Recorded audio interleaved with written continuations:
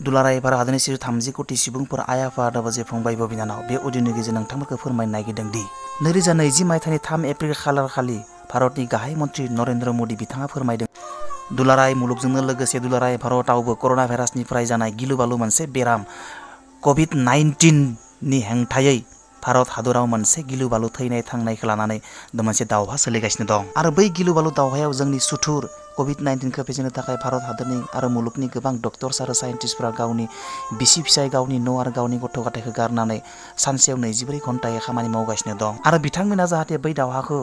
गोख्रोङै नांबाय थानो थाखाय साहस बोलो आरो हेफाजाब मोनो बेनि थाखाय बिथांमोननो दुलाराय भारत हादरनि 130 कोटि सुबुंफोरनिफ्राय हेफाजाब अननाय आरो सिबिनाय आरो मददनि गोनांथि दङ फै जों गासैबो खौसेथियै बिथांमोनखौ हेफाजाब होनि साहस होनि आरो बोलो होनि जाहाथे बिथांमोना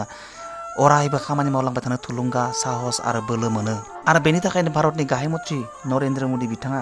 फैगौ 2020 मायथाइनि 5 एप्रिल खालि हरनि 9 बाजियाव 9 मिनिटनि थाखाय गावबा गावनि न'आव थानाय बाल्बफोरखौ खोमोरजोबनानै गावनि न'निनो दरखं मोखाङाव गसंनानै आलारि बाथि ममबाथि टर्च एबा गावनि मबाइलनि फ्लास लाइटखौ 9 मिनिटनि थाखाय फोजोंनो खोन्थादों जाहाथे जों गासैबो खौसेयैनो मोनसे समावनो जोंनि बोलोखौ देखायनानै होनो हायो जोंल' नङा बेमारखौ हेंथानायनाया जों गासै 130 कोटि सुबुंफोर दङ सोरबा जुदि बेयाव माबाफोर मोदाय दावदाय गोहो बोलो जोंनि बुहुमाव फैदोंब्ला बिथांमोना जाहाथे जोंनि खौसेथिखौ नुनानै गिनानै खारलाङो जोंनि 130 कोटिनि खौसेथि गोहो आरो खौसेथिखौ नुनानै बिथांमोना गिनानै जाहाथे चाइनायाव खारफिनलाङो आरो मुवाबा खारफिनलाङो बेनि थाखायनो जोंनि खौसेथि जोंनि हेफाजाब जोंनि मददखौ देखायनो थाखाय फैबाय थानाय आरोबाव खेबसे बुंदों 2020 मायथाइनि 5 एप्रिलनि हरनि 9 बाजियाव 9 मिनिटनि थाखाय गावबा गावनि न'नि बाल्बफोरखौ खोमोरजोबनानै दरखं मोखाङाव गसंनानै ममबाथि आलारि बाथि टर्च एबा गावनि मबाइलनि फ्लास लाइटखौ फोजोंनो थाखाय बिथाङा खावलायदों दाना फैदो गुबै बाथ्रायाव गोबाङानो बे बाथ्राखौ खोनानानै मिनिदों आरो सोमखिखांदों सोरबा सोरबाया सानदों बे ममबाथि आलारि बाथि टर्च एबा मबाइलनि फ्लासजोंलाय बोरै बेमार होखारनो बे मोनसे खोमसि फोथायनाय गोबाङानो मिनिदों आरो गोबाङानो निन्दा खालामदों नाथाय खोनासं आइ आफा आदा बाजै फंबाय बिनानाव जों अरायबो धोरोमखौ फोथाया नाथाय धोरोमाव गोबां गोहोम दं जोंनि ससाइटियाव नोंथांमोना मिथिगौ जों जेब्ला फुजा खालामो जों आलारि बाथि सावो जों धुप धुना सावो जेब्ला जोंनि मानसि थैयो जों मानसि थैनायनि सेर सेर जोङो धुप धुना सावो आलारि बाथि सावो जोङो जायगाखौ मोदोमफ्रु खालामो आरो बेनि उखुन्दैया सोरगिदिं गोसारो आरो बै उखुन्दै सोरगिदिं जोंनि जेब्ला धुप धुना आलारि बाथिनि उखुन्दैया खाथि खाला सोरगिदिं जायगायाव गोसारलांगोन अब्ला जोंनि जायगाया गोथार जायो आरो बेयाव बिजानु माबा माबि लेथ्रा बुस्थु मोनामनाय बुस्थुफोरा स्रां खारस्रांलाङो आरो बेबायदिनो जों जुदि 130 कोटि सुबुङा खेबसेयावनो मोनसे समावनो जों आलारि बाथि सावोब्ला धुप धुना सावोब्ला ममबाथि सावोब्ला बेयाव मोनसे गोहो सोमजिगोन आरो बे गोहोनि गेजेरजों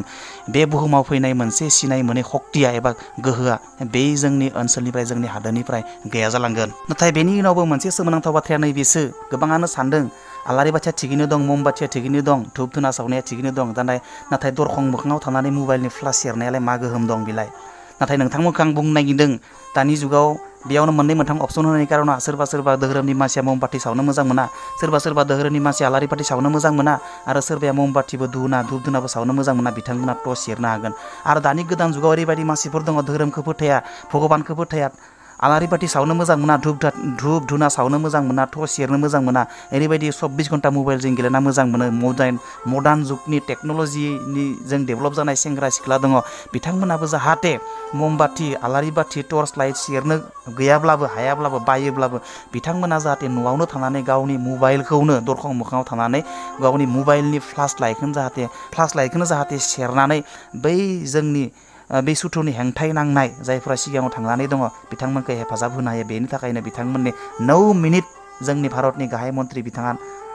नरेन्द्र मोदीजी बिथाङा 9 मिनिट सम होनो थाखाय खावलायदों सरासनस्रायै जों नोंथांमोननो फै जों गासैबो बे बाथ्राखौ मानिनि आरो जोङो सुथुरनि हेंथायै जों गासैबो 130 कोटि सुबुङा खौसे जानानै जोङो 9 मिनिटनि थाखाय खामानि मावनि फै जोङो भारत माता की जय।